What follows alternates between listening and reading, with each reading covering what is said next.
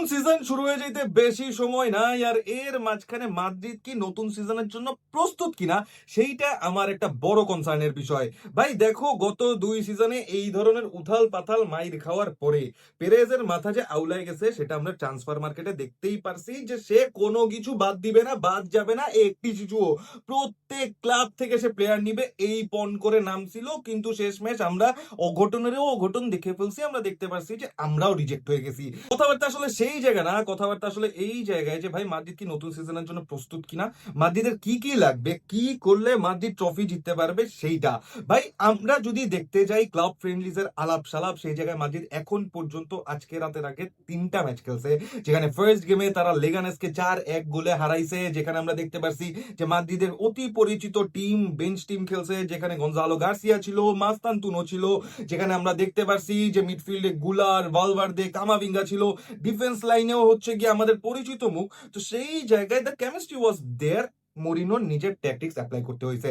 Second গেমের আলাপ যদি আমরা দিতে চাই, this is an actual game যেটা কিনা ক্লাব ফ্রেন্ডলিজের হিসাবেও মাদ্রিদের জন্য একটা পরীক্ষা স্বরূপ আসছে, because Fiorentina is not an easy team, তোমাকে ছেড়ে কথা বলবে না। আর এই ম্যাচে আমরা দেখতে পারছি যে মাদ্রিদ অনেকগুলা নতুন ফেস ইন্ট্রোডিউস করছে, কিছু কিছু টুইক করছে, যে টুইকগুলা মাদ্রিদের এই সামনের সিজনের জন্য অনেক বেশি ইম্পর্টেন্ট।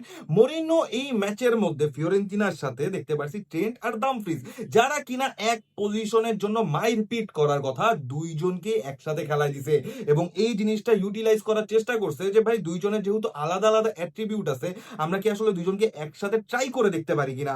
এই গেমের মধ্যে মাদ্রিদ 2-0 লিডের পরে পরে ওই 2 গোলের লিডই হচ্ছে হারাই ফেলছে, ম্যাচ হয়েছে 2-2 ড্র। থার্ড গেমের যদি আমরা আলাপ সালাপ দিতে চাই, ভাই সেইটা হয়েছে ফেরেং ভারোসের সাথে, ভাই নিচের টায়ারের একটা টিম যাদের সাথে আমরা 2-1 গোলে জিতছি। এখন এই পুরা 3টা গেমের মধ্যেই কিছু কিছু জিনিস মরিনোর খেলা থেকে আমরা এক্সপেক্ট করতে পারি, দেখতে পারি এবং সামনের সিজনের আভাস পাওয়া যাইতে পারে। ভাই প্রথমত মরিনো এই জায়গায় এসে ওই ফুটবল খেলাইতে আসে নাই যেখানে Moreno is not gonna keep position. Moreno wants to keep position. তুমি 3টা ম্যাচের 3টা ম্যাচ, যদিও এই 3টা ম্যাচ দিয়ে জাস্টিফাই করা ঠিক হবে না, কিন্তু এই প্রত্যেকটা ম্যাচের মধ্যে মরিনো পজিশন ডমিনেট করার চেষ্টা করছে, পাশাপাশি ক্লিয়ার কাট পাসেসের চেষ্টা করছে, অপোনেন্টের বক্সে চান্স ক্রিয়েটের চেষ্টা করছে, যেইটা কিনা মোরলেস মাদ্রিদের যেই টিমই খেলতে নামুক না কেন এই ধরনের টিমের এগেনস্টে সেই জিনিসটা করাটা স্বাভাবিক। কিন্তু আসলে এটার দৌড় কতটুকু, আমরা যদি প্রত্যেকটা সেগমেন্ট বাই সেগমেন্ট কথাবার্তা বলতে চাই যে ভাই মাদ্রিদের আসলে ডিফেন্স লাইনআপের কি অবস্থা, মাদ্রিদের মিডফিল্ডের কি অবস্থা, মাদ্রিদের অ্যাটাকের কি অবস্থা। ভাই প্রথমত মাদ্রিদের ডিফেন্স নিয়ে যদি কথাবার্তা বলতে চাই, দেখো মানে আমার কাছে লাগে মাদ্রিদের fullback option pretty sorted. Pretty sorted এই জন্য আমি বলতেছি না যে ভাই মাদ্রিদ ডামফ্রিজ কিনে ফেলছে, কুকুরেলা কিনে ফেলছে, কুকুরেলা এখনো আসে নাই। সেই হিসাবে যদি আমরা এমনিতেও ফুলব্যাক অপশনে দেখতে চাই, ভাই দেয়ার আর ভার্সেটালিটিস যেটার উপর বেস করে Madrid actually first line up call করতে পারে। ফার্স্ট ম্যাচের মধ্যে যেখানে লেগানেসের এগেইনস্টে I saw Alvaro Carreras playing good, পরের ম্যাচে আমরা দেখতে পাচ্ছি যে ট্রেন্ট অ্যাকচুয়ালি খুলতেছে, ট্রেন্ট অ্যাকচুয়ালি ওইসব পাসেস দিচ্ছে। ট্রেন্টের ফার্স্ট সিজন ওয়াজ ইনকনসিস্টেন্ট, কিন্তু ট্রেন্টের ওই ঝলক আমরা দেখতে পাচ্ছি, যেটার জন্য ট্রেন্টকে আসলে মাদ্রিদে নিয়ে আসা হয়েছে যে ও আমাদের অ্যাটাকারদেরকে এমন ভাবে ফিট করবে যে he is gonna be another chance creator, যেটা কিনা মিডফিল্ডে যদি না থাকে ও পোষায় দিচ্ছে। তো সেই খেলার ঝলক আমরা ট্রেন্টের মাঝখানে দেখতে পাচ্ছি। এখন আলাপ সালাপ এই জায়গায় চলে আসে যে ট্রেন্ট আর ডামফ্রিজের মধ্যে আসলে কম্পিটিশনটা আসলে কোন জায়গায় হবে। সেকেন্ড গেমের মধ্যে আমি দেখছি মরিনো এই জিনিসটা ট্রাই করছে যে ডামফ্রিজকে উইং ব্যাক খেলায়, যেখানে Dumfries is a proper wing back, যে কিনা ইন্টারে ওই পজিশনটাতে খেলতো, সেইখানে ট্রেন্টকে অনেক বেশি ইনভার্টেড নিয়ে আসছে, ট্রেন্টকে দিয়ে ওই মিডফিল্ড সাপোর্টটা দেওয়ার চেষ্টা করছে যাতে মিডফিল্ডাররা অ্যাডভান্স যায়, ডামফ্রিজ যাতে ওয়াইডে অকুপাই করতে পারে। তো এই জিনিসটা যখন সিজন স্টার্ট হয়ে যাবে আসলে জিনিসটা অনেক ক্ষেত্রে কমে যাবে এই কারণে, কারণ দিয়ামন্দে চলে আসতেছে এবং দিয়ামন্দে এমন একটা প্লেয়ার যে কিনা হচ্ছে গিয়ে 2 ফুটেড, অফকোর্স এর উপর দিয়েও কাট ইন কাট আউট দুইটা জিনিসই করতে পারে। তো উইথ তো যদি একওভার করতে হয়, আমি নট নেসেসারিলি ডামফ্রিজকেই হচ্ছে গিয়ে এই জায়গায় প্রিফার করব, আমি একটা প্রপার উইঙ্গারই প্রিফার করব। বাট ম্যাচ বাই ম্যাচ এরকম সিচুয়েশন আমাদের আসতে পারে যেখানে কোনো একটা অপোনেন্ট লো ব্লকে বসছে এবং তারা কাউন্টারে হিট করতে চায়, এবং এরকম অপোনেন্টের এগেইনস্টে আমাদের অফকোর্স স্ট্রেন্থকে লাগবে so that he can put in crosses in the box, এইটা একটা জিনিস। এর পাশাপাশি ডামফ্রিজকেও লাগবে যদি ওরা কাউন্টারে অ্যাটাক করতে জিততেও চায়, উই নিড সাম রানার্স। তো সেই জায়গায় যতই ডিয়ামন্ডের হচ্ছে গিয়ে ওয়ার্ল্ড রেট ভালো থাকুক না কেন, এক্সট্রা ব্যাকআপের জন্য এই জিনিসটা অ্যাপ্লাই করা যাইতেও পারে। কিন্তু কনসার্নের জায়গা আসলে আমার জন্য ফুল ব্যাক না, আমার জন্য কনসার্নের জায়গা হচ্ছে কি আমাদের সেন্টার ব্যাক পেয়ারিং। ভাই আমি দেখো মাদ্রিদের সেন্টার ব্যাক পেয়ারিং নিয়ে ভালোই দুশ্চিন্তায় আছি। এই কারণে, কারণ Raul Asensio is not a Madrid player. Okay ভাই বেচে দাও, ওকে যা মন চায় করো, ওকে বাইরে পাঠানোর অনেক ধরনের আলাপ সালাপ চলতেছে। We talk about Dean Huijsen, ইনকনসিস্টেন্সির একটা আলাপ আছে, রুডিগারের ইনজুরি প্রবলেম আছে, এদের মিলিতাওয়ের তো বিশাল ইনজুরি প্রবলেম আছে। তো সবকিছু চিন্তা করতে গেলে this is a concerning point যে মাদ্রিদ কোনাতের সাথে সাথে, কোনাতে যে কিনা গত সিজনে ইনজুরিতে ভুগছে, এর পাশাপাশি পেয়ারিংটা আসলে কি হইতে যাইতেছে। আমি অফকোর্স একটা left footed centre back prefer করব, এর পাশাপাশি আই নিড সামওয়ান যে কিনা এরিয়ালেও খুব ভালো ডমিনেট করতে পারে। এরিয়াল ডমিনেন্সের জন্য কোনা থেকে নিয়ে আসা হয়েছে, আই টোটালি এগ্রি, বাট তোমার ছাঁটাই করে এমন একটা প্লেয়ার নিয়ে আসতে হবে যে কিনা তোমাকে পুরো 50 থেকে 60টা game throughout the season হচ্ছে গিয়ে সাপোর্ট দিয়ে যাবে কনসিস্টেন্টলি। আমি যেই জিনিসটা দেখতে কোনোভাবেই চাই না যে ভাই চুয়ামিনিকে আমরা হচ্ছে কি আবার সেন্টার ব্যাক খেলাচ্ছি কোনো একটা কারণে। So this has to get sorted. বাস্তনি নিয়ে অনেক ধরনের রুমার্স চলতেছে, কিন্তু এখন পর্যন্ত কোনো কন্ট্যাক্ট হয়নি, এবং বাস্তনির জন্য যাবেও কিনা সেটাও একটা ইস্যু। কিন্তু আমার এই জায়গায় কনসার্ন আছে যে মাদ্রিদের সেন্টার ব্যাক পেয়ারিং নিয়ে আসলে আমরা কতদূর আগাইতে পারবো। যদি কোনাদের স্টেপ আপ করে, যদি দিন হুইসেনকে আমরা দেখি যে ফার্স্ট সিজনের পরে ও আরেকটু বেটার ইমপ্রুভমেন্টের সাথে খেলতেছে, তখন there are hopes. Then again we can never say anything about ইট।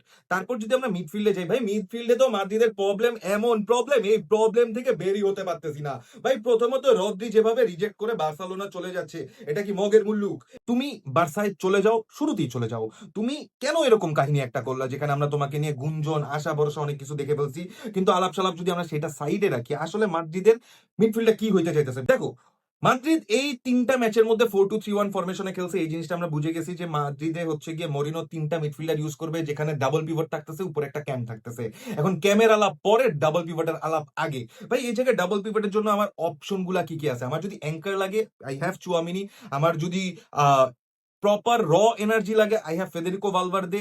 আমার কাছে বার্নার্ডো সিলভা আছে, যে কিনা এই 3 ম্যাচের মধ্যে এক ম্যাচে নেমে ওই গ্লিমসটা দেখাইছে যে he can play as a pivot. এর মাঝখানেও প্রবলেম আছে যে ওর ফিটনেস নিয়ে বিশাল ইস্যু। এখন যেখানে এক সিজনে আমাদের 50-60টার কাছাকাছি গেম খেলতে হবে, সেই জায়গায় বার্নার্ডো সিলভার এই ফিটনেস যদি ও ইমপ্রুভ না করে, দেন দ্যাট ইজ আ কনসার্ন। আর এর উপর দিয়ে মরিনোর ফুটবলে অ্যাডজাস্ট হইতে হইলে, he is not just positional footballing coach যে কিনা হচ্ছে গিয়ে অনেক কিছু পজিশনের উপর বেস করে করবে।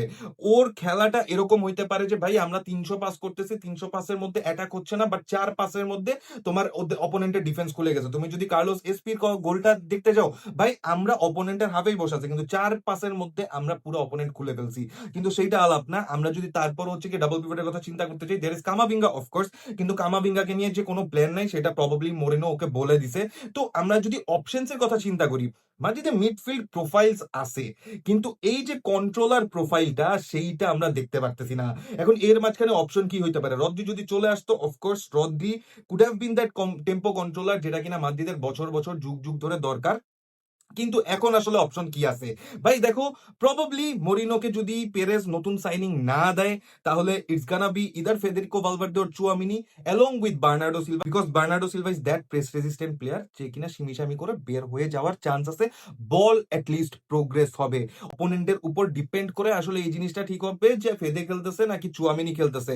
তো এইটাও একটা বড় কনসার্ন আছে। কিন্তু যদি আমি অ্যাকচুয়াল অপশন চিন্তা করতে যাই, ভাই এই প্রোফাইলের যেই প্রোফাইলের প্লেয়ার লাগতো, সেখানে আসলে এখনো অপশন কি কি আছে? মার্কেটে তুমি অনেক ধরনের রুমার শুনবা, তুমি অ্যাডাম ওয়ার্টনের কথা শুনবা। এখন যদি আমরা অ্যাডাম ওয়ার্টন নিয়ে কথা বলতে চাই, ভাই অ্যাডাম ওয়ার্টন এমন একটা প্লেয়ার যে কিনা তোমাকে ইংলিশ হওয়ার পরও স্প্যানিশ একটা ভাইব দিবে তার খেলার মাঝখানে, এবং তার একটা সবচেয়ে বড় ট্রেট হচ্ছে গিয়ে every time he gets the ball, ও বল নিয়ে প্রোগ্রেসের চিন্তা করে, ও বল সামনে পাঠানোর চিন্তা করে।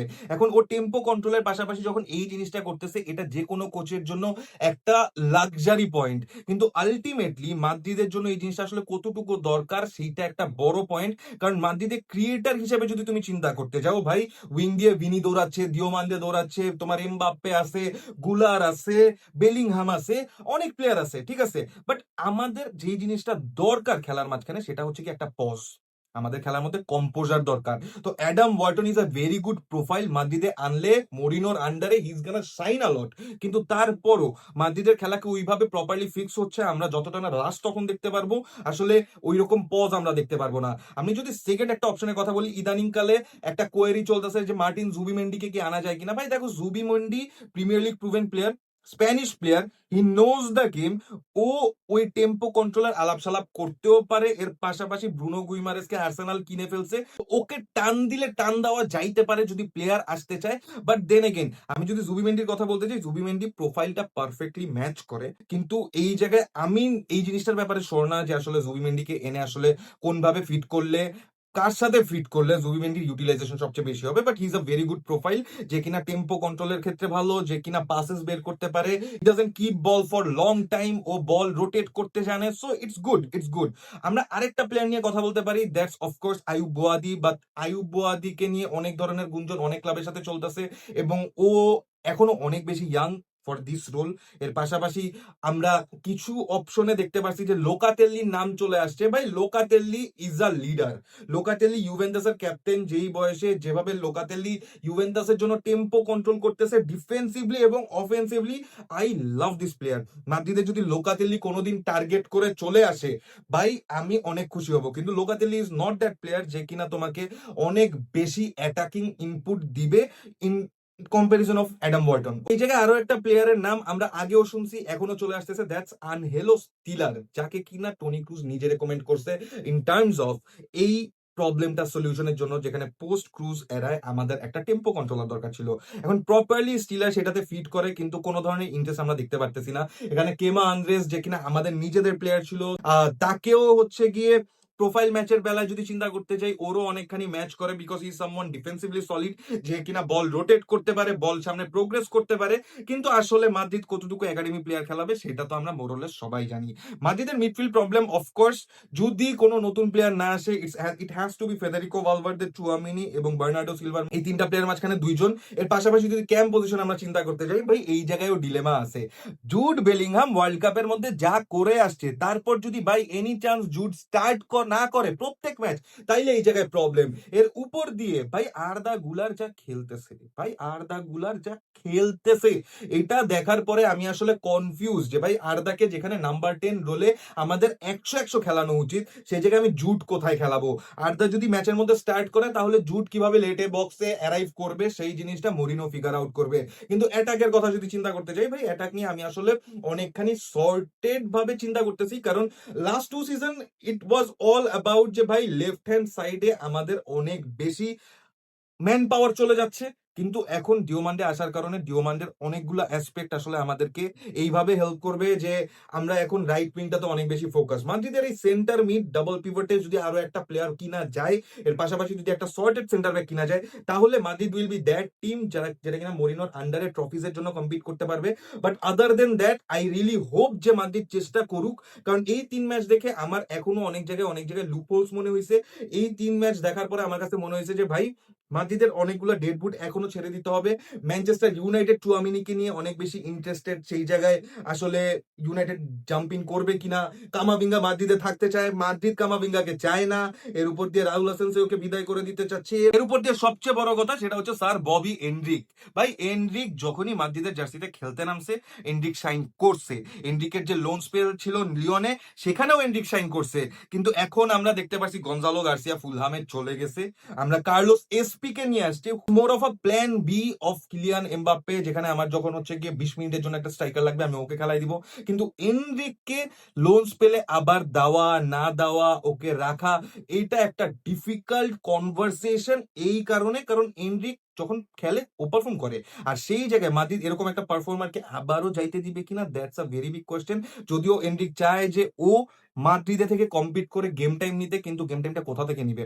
ও যেখানে রাইট উইং এ খেলে, সেখানে ভাই 100 মিলিয়নের উপর খরচ করে ডিওমান্ডে নিয়ে আসছে, স্ট্রাইকিং পজিশনে এসপি নিয়ে আসছে, কিলিয়ান এমবাপ্পে আগে থেকে বসে আছে, লেট অ্যারাইভালের জন্য জুড বেলিংহাম আছে। ভাই ইটস ক্রেজি। আমি জানি না নতুন সিজনে কি হবে, বাট প্রবলেমস এখনো আছে, সলিউশন হয় নাই। এখন এই সলিউশন হবে কি হবে না, এটা তো ভাই আমরা খেলা শুরু হইলেই বুঝতে পারবো। So until the next time guys, tata.